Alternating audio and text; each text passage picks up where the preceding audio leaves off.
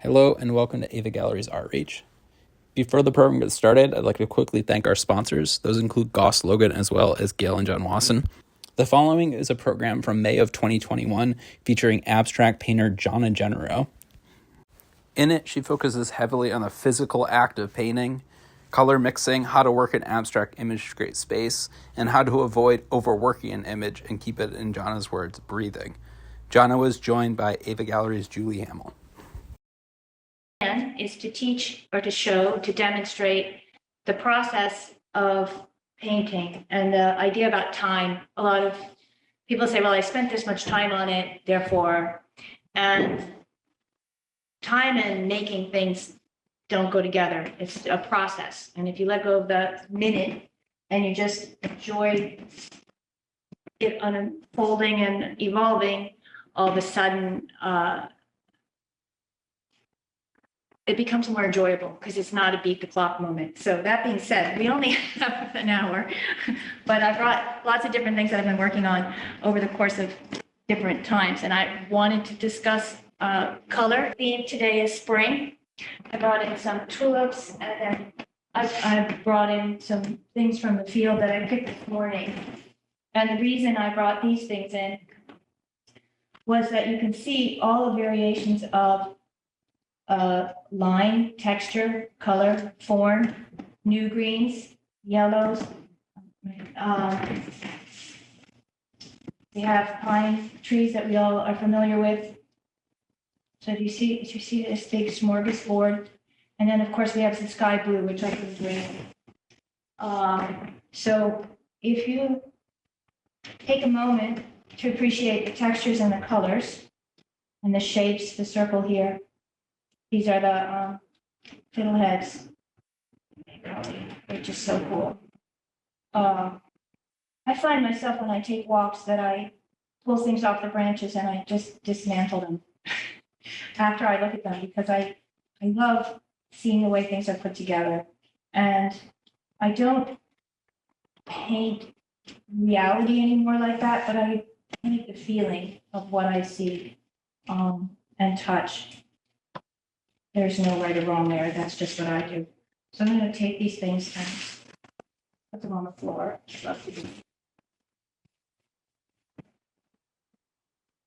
This is an early spring that I did a while ago. So you see how the color jumps around. Sky goes far back. And I've broken it up. So it's not a landscape, but it does feel like the movement of landscape, or perhaps you're looking in a thicket and you're looking through. So it's the feeling of something. I probably painted on this 3 or 4 different times, and not just once, but gone back to look at it over the last 4 years or 5 years, because I think there's something in here that I'm searching for that I can't quite get. But this idea of this is not actually spring, this is fall, but here we go. Let's see.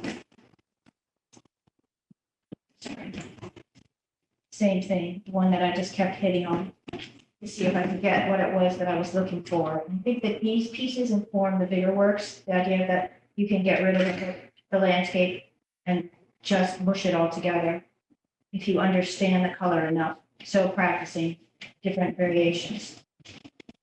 I think these little marks in here are interesting, but I don't think they work. You see how fluffy and fat that is? But the idea of the stick that I showed you. So in the demonstration, in the, what do we call it, the forerunner, there's this painting before, so you could see it before.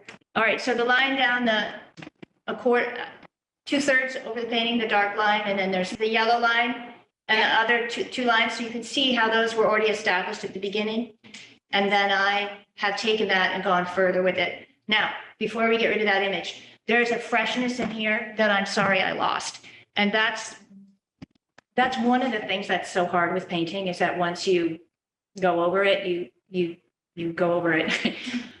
I'm looking at this from the past, and sometimes I take these on my phone and I can go back and look, and then I can look at the painting that I have in front of me, which is the one that you have at the end of the day. You can't actually go backwards. But looking at this, what I think is really interesting, aisle point window here has so much room behind here. You see how you're going, you can go around with your eye and in and out, but I've lost that in the new one, and I've lost the freshness of this color. And that's overpainting. And in a lot of ways, it's like being a writer when you just press Command Copy and you save your original drafts and then you keep going. And in some ways, writing is so easy that way because your original draft, you can always go right back to it because it's not gone. But with painting, you really have to be bold. And I think that's that piece about time again. You can't see that as a loss. You have to see it always as a gain because you're gaining information. And so here we go. So we're going to go back to where we're at now with all this information that we saw from the original, or the one we just saw, the old one. We're going to call it the old one. So a lot of painting, a lot of oil painting is about looking. So I'm stepping back and I'm looking, and I'm seeing way too many marks. This is too much. Too much this, too much this, too much this, and that's overpainting. So then you have to talk to yourself. How do you feel that? How do you get that back? So do you see how I lost that beautiful gray that was here? I lost that beautiful by overpainting. So this is a real challenge because here I am in a new setting with lots of people watching me, my friend Julie, and I'm just going to say, all right, there's some really sweet qualities of that painting, and I like it very much in terms of the flavor of spring is there. I'm putting out my Prussian blue, my French ultramarine,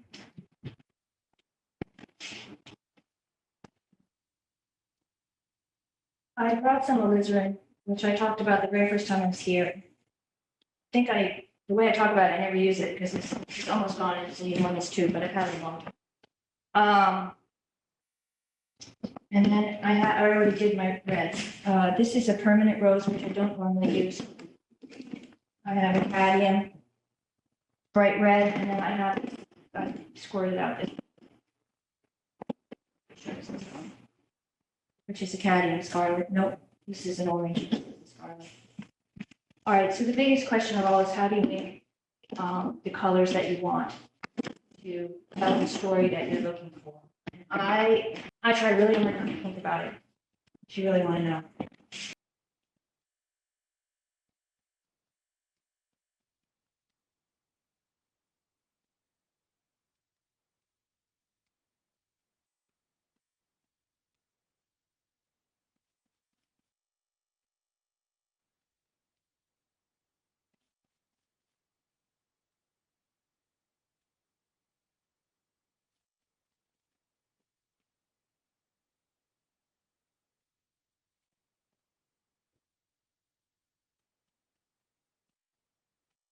There was a freshness of the green.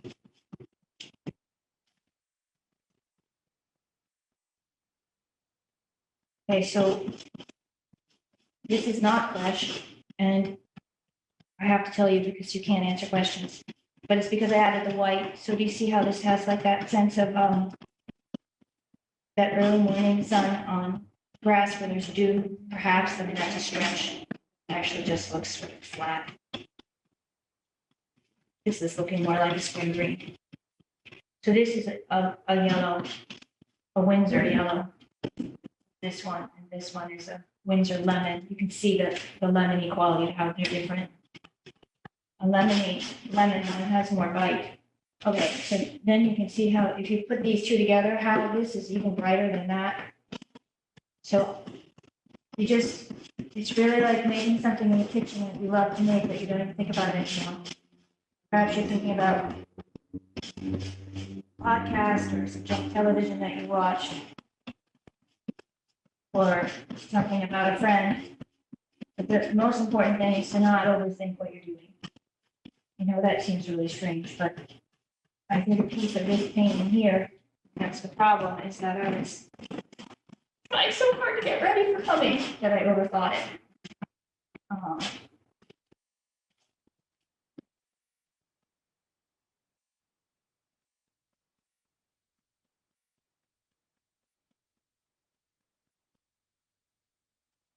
telling you the colors.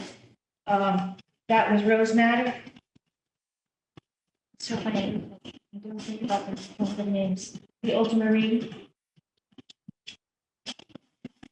I made it, and that's, for me, that's a really pretty brown. Everybody always cries about brown, but I know it's great. It's great.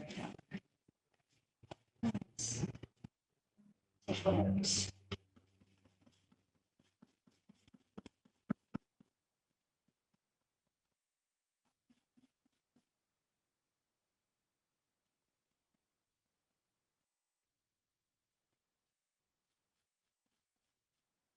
Okay. The other thing that I talked about a couple weeks ago, whenever it was I was here last, is it's really important to keep breathing. Yeah, sometimes I forget. I start holding my breath. This one is the alizarin crimson. So alizarin crimson and Prussian blue, that will get you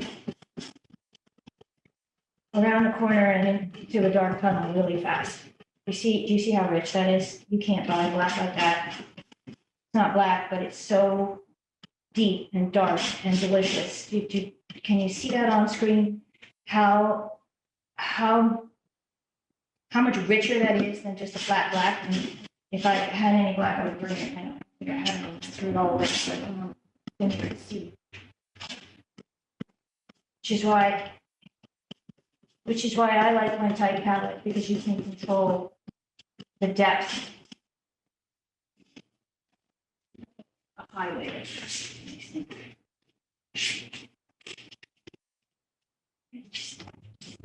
Okay, now see that has a lot of white. That's no white. That with white against this, look what's happening.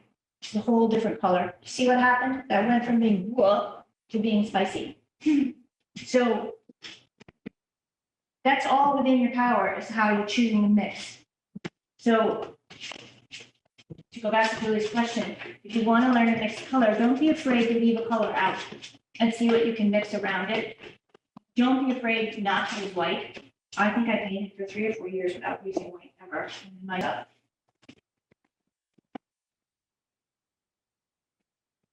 Okay, so this area, all this scribbling and scratching, I don't like it.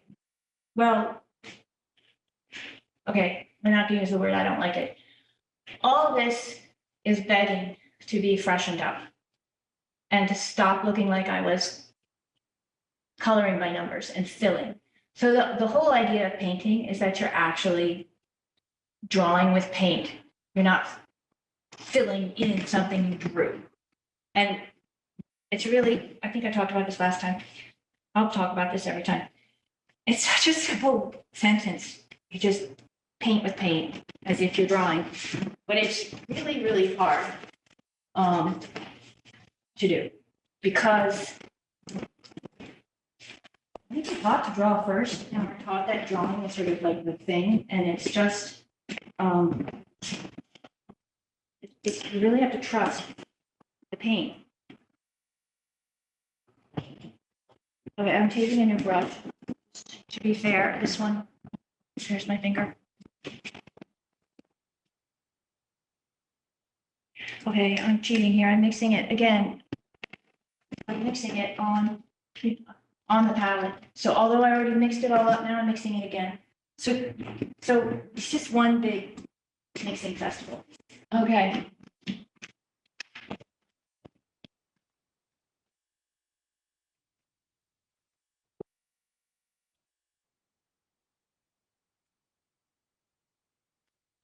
You should talk in our courtroom now.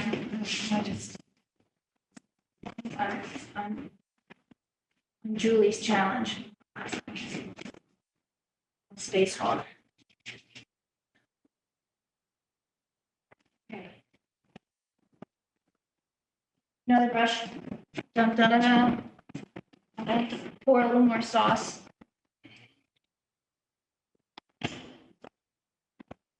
Oh, I think I'm actually the other side with me and Bob Ross. I'm not quite there yet. I picked the wrong side. You're on the right side for us. It's just that cameras in here. It's my other side. Yeah. It's not the side. The other side. It's a new side for me. Okay, so here, do you see all this looks so intellectual? It's beautiful though, the way the blue, the green, like I know what I was doing when I did it and I was like so excited, but you see it's just so, it has no breath. It's just stuck. And if it's not, you think about outside and the way that everything moves around and that color is so gorgeous. You got to let it do its work.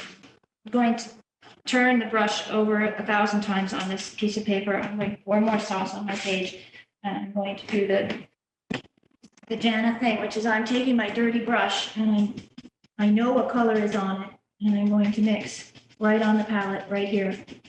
Okay, and then I'm going to just take it.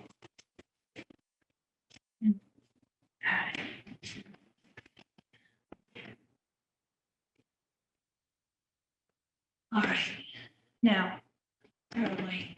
Janna, what is your sauce? Liquid, original, Winsor Newton oil color, speeds drying, improves gloss, and it just makes everything just a little bit more malleable. And you could probably achieve that same glow with linseed oil and stand oil, but those two things together are so sticky and it's so slow moving that I love the speed that this does. It really, I think what we're learning is I'm a pretty physical painter, and I like the movement and I like speed and I like size. I mean, I like big paintings. I paint big. These are small. The stuff I've been bringing in here is small for me. All right. Okay. I have. Whoa! Do you see how fresh that is now? Okay. So where it's not fresh is still in here, where we were talking about how I was trying to control way too much, and I did this element in here that I thought was so crafty. How it moved from the light to the yellowy and then the dark and then this. And so that was yesterday. I was like, oh, I'm so hoo-hoo. But look at it now, and it's just stale. It's stale. And that staleness is not helping the painting breathe. So remember, we're talking about the color wants to. Okay, so where the intellectual element is working is this red line. What I would say is that it's not bold enough, and I'll hit it while I'm here so you can see that.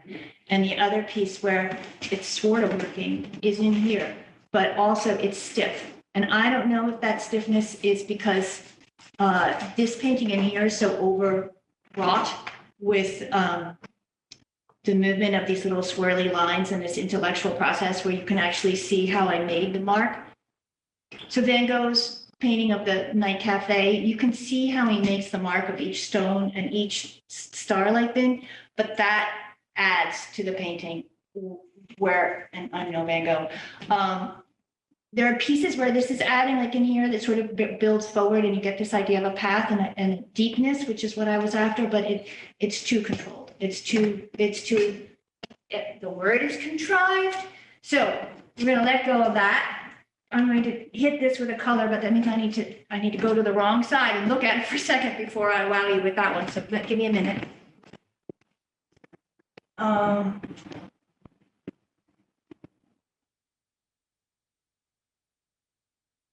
Okay, I'm not going to hit this yet. Once I do that, I can't go back. But I will hit this red line and think about that, which remember in the previous one on the slide, this was this beautiful light gray, and it gave us a window that went around the pole. And it felt like there was a million miles between here and here. And now these two colors are talking together and they're so flat that whatever is happening here is just the red bar ahead. It's just sadness. That's what it is. Just one big sadness. So we're just going to get rid of it. See what happens when we put in this gray. And then I'm going to take another brush. Fun. I love it. This one is skinny and flat. Most of my brushes are really cheap, which I've talked about, and there are good things about that and bad things. The bad thing is that they lose their hairs, and then you have to go through the painting and pick them out. sometimes I think to myself, this is so stupid. But the good thing is that it allows you to not worry about it quite so much. And I don't have water in my studio, so. Okay, watch what happens. That was the cadmium together, all of them mixed together. Okay, now, when I pulled lines, we talked about the fact that you can get a dry brush. So I still have a glob on the other side of the brush, but this side is dry. So I ran it from wet to dry. I'm going to step back and look and see if I like that. And if not, I'm going to turn the brush around and hit the line so it stays a similar color and richness. But I'm not going to do that until I look, because, oh my gosh, look what happened. Can you see what happened? Do you see how this is now coming forward? This is sliding back. All of a sudden I got some space that I had lost. And this is weak in here against this really rich blue, so I am going to turn the brush around. So here I go.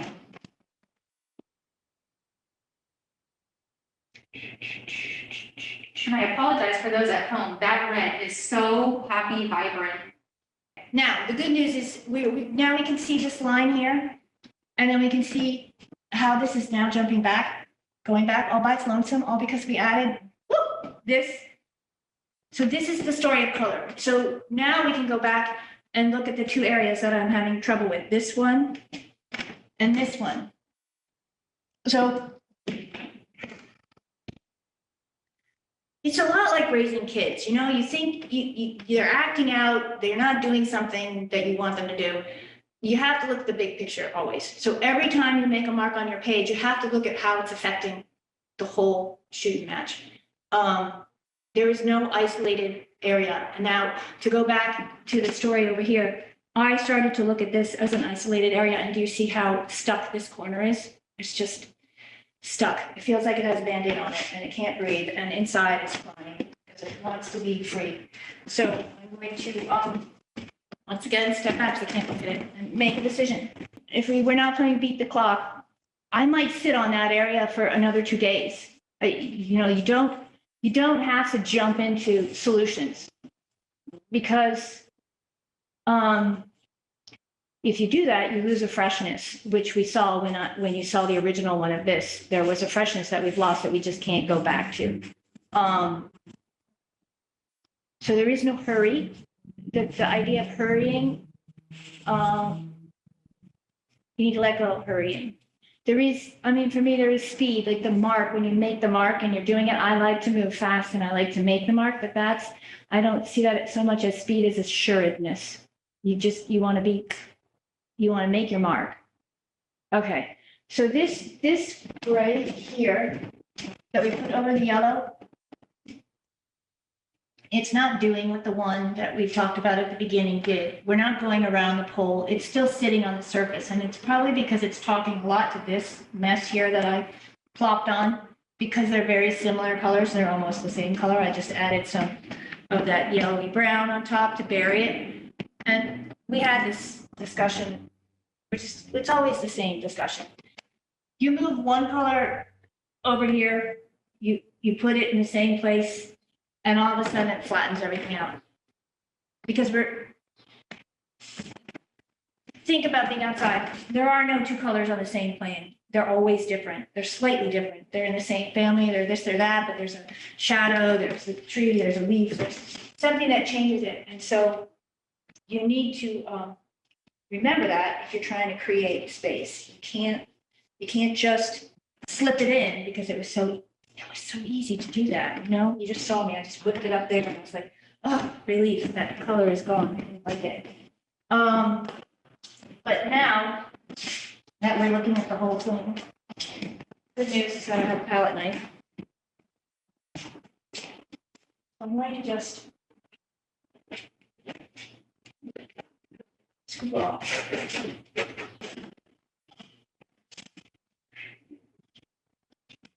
I think there's a freeing quality of nothing afraid to move the paint. Okay. All right, I made a light blue, a real typical light blue, ultramarine and blue. You know, that's not going to get me into the Hall of Fame. But I'm putting it on top of that light yellow, the gray. And I'm wondering if by doing that, I'll go back to that pretty window that I had so long ago. And trying to get something that you had is probably the dumbest thing in the world. It's like trying to marry your high school sweetheart when you're 60, but we're just going to give it a go. Okay, now I'm doing that naughty thing where I'm moving the paint on the brush again, but just standing right here. Here, I changed all that except this.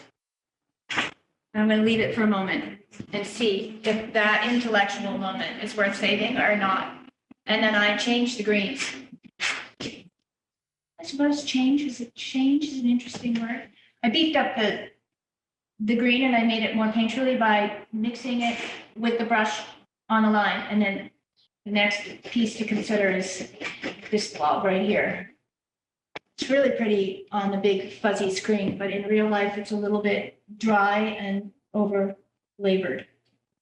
Right here, that's one of those cheap brush movements that leaves these trails. Okay, so do you see the freshness that we lost from overworking it before is now coming back because of the freedom of the brush stroke and the use of this red pulled it forward. So the only piece that I think we're going to discuss today for a few more seconds is all this schluple that I did here, intellectually thinking that I was making these really cool spring leafy thingies. I'm going to get a nice broad brush, the only one I have left, with it packed so little. I'm going to take my secret sauce, the liquid. And I think I'm going to use this yellow white, but I'm actually going to test it. You know how when you paint the walls at your house and you do a little tester and you think it's a good idea and you think you got it down, but then you realize that, you know, it's really so different. Do the whole thing. I have to go look. Okay, it's a little bright, but this is really bright. But it's bright in a different way than this. Do you see how it's not as, this is a lemon and this is more of a gray green and this sits down here. I wanted it to look like this was sliding into the back and that this was a shadow, but I think I'm going to just say, I'm not going to say it on public television. That's the color that we just demonstrated, but we think it's a little too bright. We as in the queen, we. So I'm going to look at all this mess that I have out here and pull. Okay, so this is this is the alizarin crimson story. Not good at all. Not what I wanted and not good. If I put this over here, we're all going to be crying. So now I've spoiled this brush, so I have to put her down. I'm going to take this brush, which is not the one I want because it's too skinny. I'll dip her in some vegetable oil. Now I'm going to grab, what I'm really looking for is this. Okay, can you see? You can't see, I'm mixing on my knee. This is just, honestly, this is the weirdest thing. All right, so now do you see this is almost like puke vomit, but not really. It's not like dog vomit because it's not the color of dog food, but it has that unpleasantness of something icky. But I think it's the color we want. So I'm not sure. Okay, I have to the other side because I can't reach. Okay, you see how that color, this is the color I wanted. Okay, so now it's that same old story. It looks like one thing on the palette, but on the page, it looks like something different now. Now the liquid, well, if I get smart, and I might actually go back to the original fan brush. Thank you, Bob Ross. Except that it had, the fan brush had that gray white on it. I should bring, next time I'll bring more paint brushes. Okay, mix. Stay away from that awful red. Okay, mix.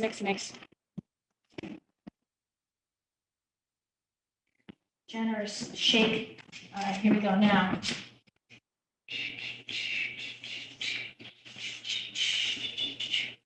Bringing it down and adding it in. All right, so the question is that what we're looking for, does it make it breathe again? And that, I don't think it matters what color your computer says things are. If all of a sudden it feels like there's a freshness to the mark, there will be freshness overall. And that freshness is what makes you feel like you can breathe, the painting breathe. So we're really trying to bring life to the canvas. And if it's breathing, it's a success. And if it's not breathing, then you get to keep working on it or put it aside, turn it to the wall, or get a divorce, whatever you want. But you just keep going. Okay. So all this beautiful brushwork that I was so excited about, because it was like this journey I took down a intellectual idea. I'm just lightly covering. It's still in there, but it disappears. Okay, and I'm so close to this, I have no idea what it looks like. So I'm really basically intuitively doing this. So I'm going to step back and look, because I sometimes joke that I'm a blind painter because I wear my glasses not enough, but I'm not actually blind and I do need to see. Okay. But the motivation of the mark, whether you're 2 inches away or getting to look every 2 seconds, is the same. It has to be crisp and clear. Right, demonstration complete. Now, whether or not that painting is done or not, I don't know. I have to sit and live with it for a little while. I'm still going to say that it's looking a lot better though. On the big screen, this is fantastic. I don't know what it's like in real life because I have to step back and really sit with it. And when I mean sit with it, I mean sit with it. You put it on the wall and you sit with it. You sit with it 2 hours, you sit with it 4 hours. You sit with it because you can't make a change. I don't know if anyone watched that Netflix show, The Queen's Gambit, but she sits there and sees it all in her head. And then she moves the pieces. And when she doesn't see it in her head and she moves the pieces, she doesn't win. I'm not saying that painting is about winning, but if you can't see it in your head, don't make a mark. Because then you're just scribbling around with paint. Your time is better spent looking. Okay, so we're back at spring.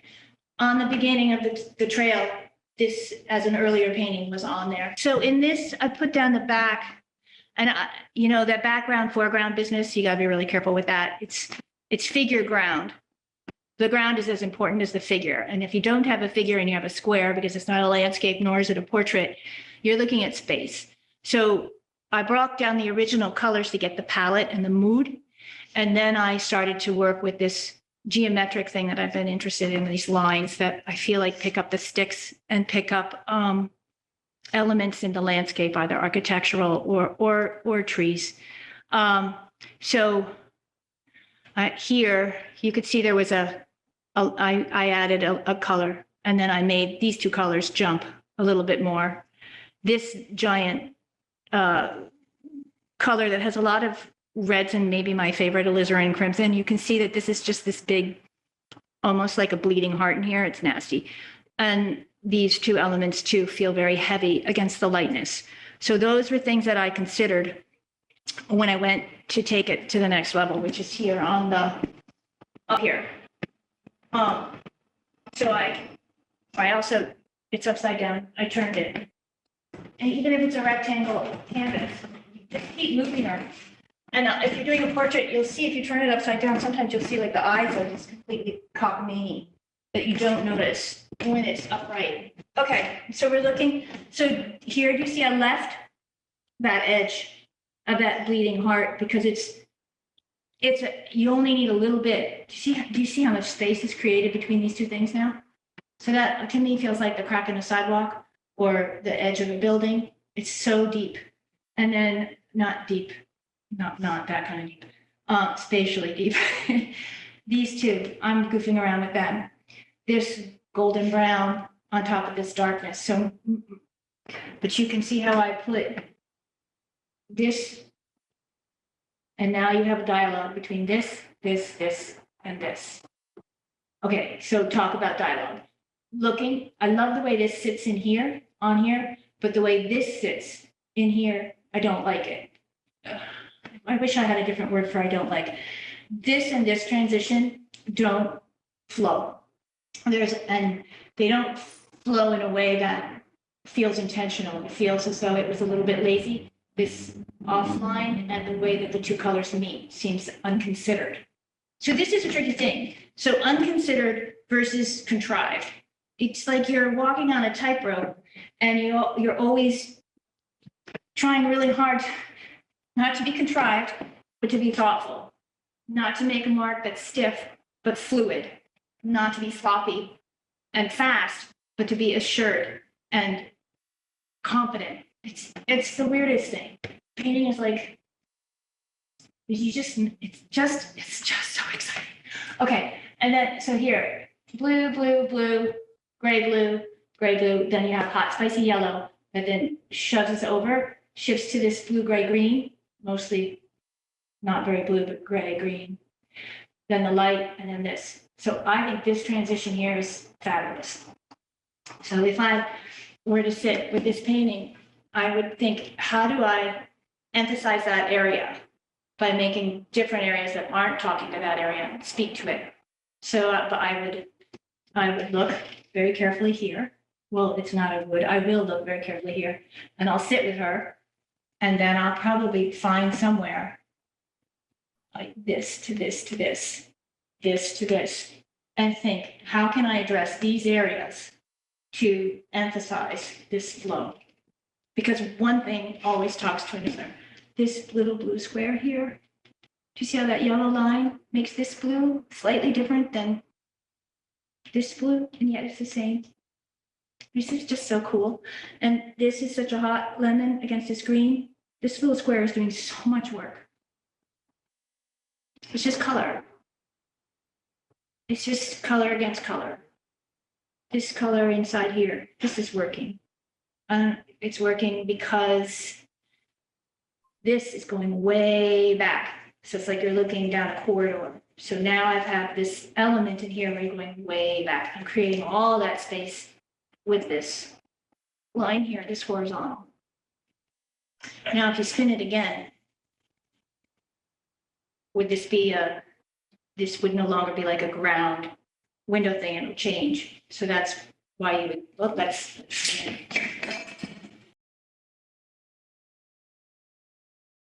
Okay, so on that happy note, what did you learn today? Mix with abandon, paint with confidence, always see before you make the mark what you're heading for. You don't have to know exactly, but don't just paint aimlessly. And then don't be contrived, because once you start feeling yourself filling in and doodling around, you're doing coloring book exercise, and that's all fine if you're in a coloring book, but not when you have beautiful paint.